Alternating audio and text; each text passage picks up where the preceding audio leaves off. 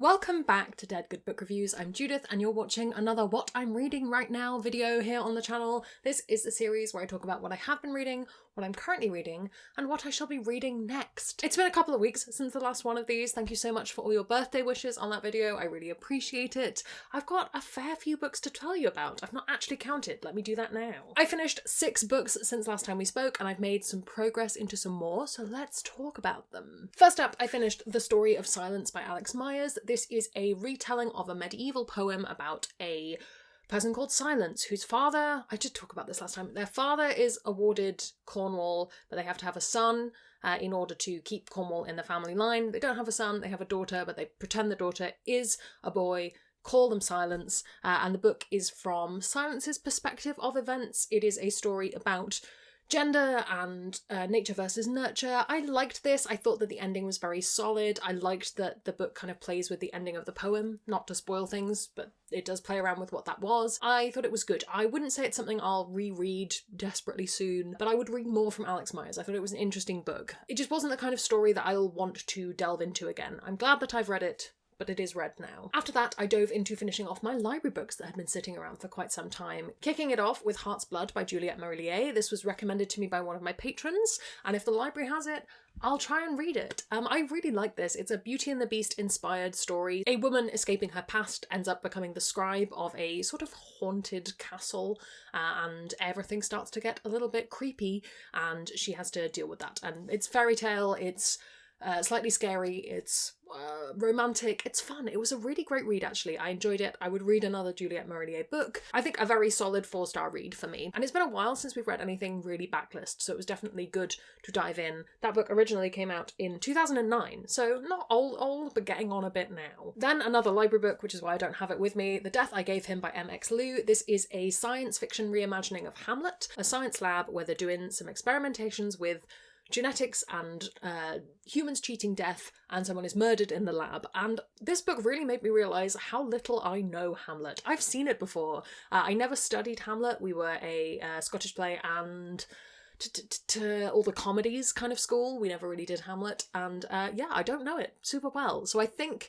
it would be one that I might be interested in rereading after getting to grips with the play a little bit more, but it was still a good book in its own right. I think it did kind of fall in the same way as a lot of Solaris books do. Solaris is the publisher, where just the ending didn't quite work for me. They're very, very good concepts, but I wasn't totally sold on how it ended. But I did overall enjoy the book. I thought it was good. I think probably best for those who know Hamlet very well to enjoy all the references. I got some of them, but not all of them by any means. Sorry, editing Judith, having to edit in so many covers. It's been a very digital couple of weeks. I read, or should I say we read, Paladins Grace.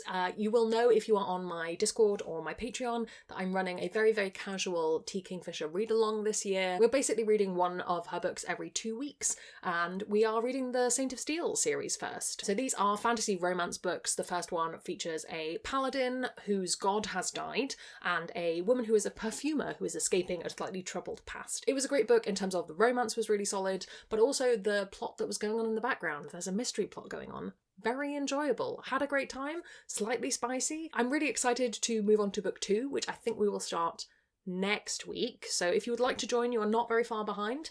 And yeah, we're going to have wonderful chats about things as we go on. After that, I finished my review copy of The Tainted Cup. This is Robert Jackson Bennett's newest book. I believe this is out already, so you can check it out if you would like to. This is in a fantasy society, but there's a lot of Roman influences to the world building. We have a detective story. So the main character works for a very enigmatic detective. He is kind of modified in the sort of genetic modification of this fantasy world to be able to remember everything. And so he's obviously quite an asset to this investigator. I really liked this. There is the murder mystery plot that is happening, and also there's the general world threat of leviathans coming out of the ocean to try and kill everyone in a very Pacific Rim kaiju-esque way. I really enjoyed it. I thought it was a very cool story. I love detective stories. I grew up on detective stories, and I just thought this was a fantastic example. It definitely took a minute to get into and to really grasp. I think a lot of Robert Jackson Bennett's other stuff has felt a little bit clearer from the start, whereas this felt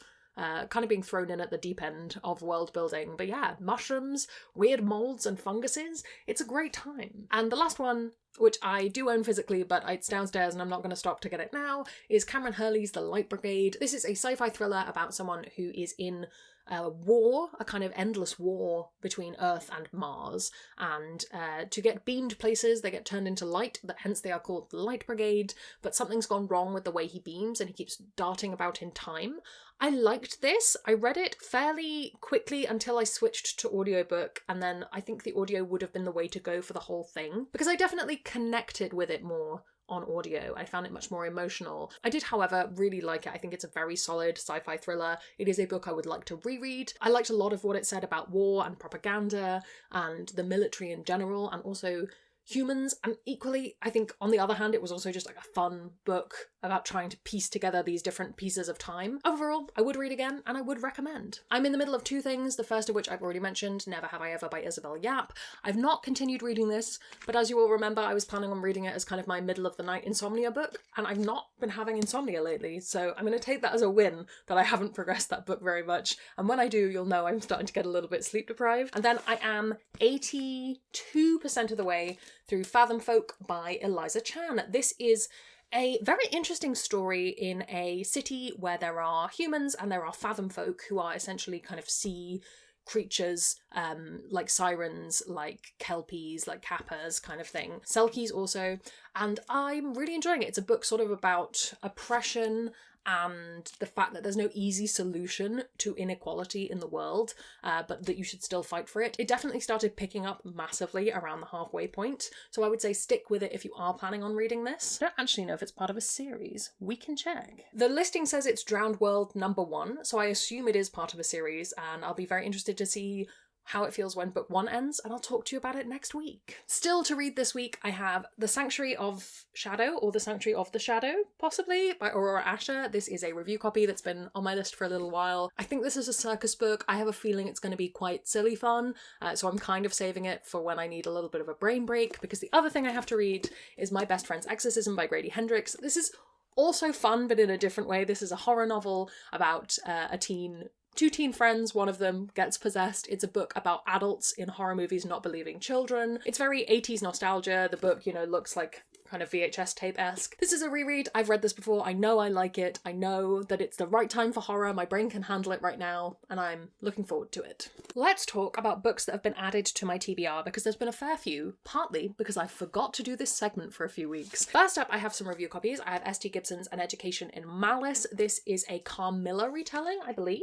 Yes, it is. Carmilla, Sapphic Vampires. It's a lovely time. I love Dowry of Blood so much, so I'm really interested to see how this compares. I don't think this is going to be a long book. The font is very large. I think it's going to be a good time. I also received a review copy of Service Model by Adrian Tchaikovsky. This is coming out, I don't actually know when. 6th of June, there we go, it's on the back. And it is about an AI, I believe? Robot servant technology. Charles is about to discover that sometimes all it takes is a nudge to overcome the limits of your programming.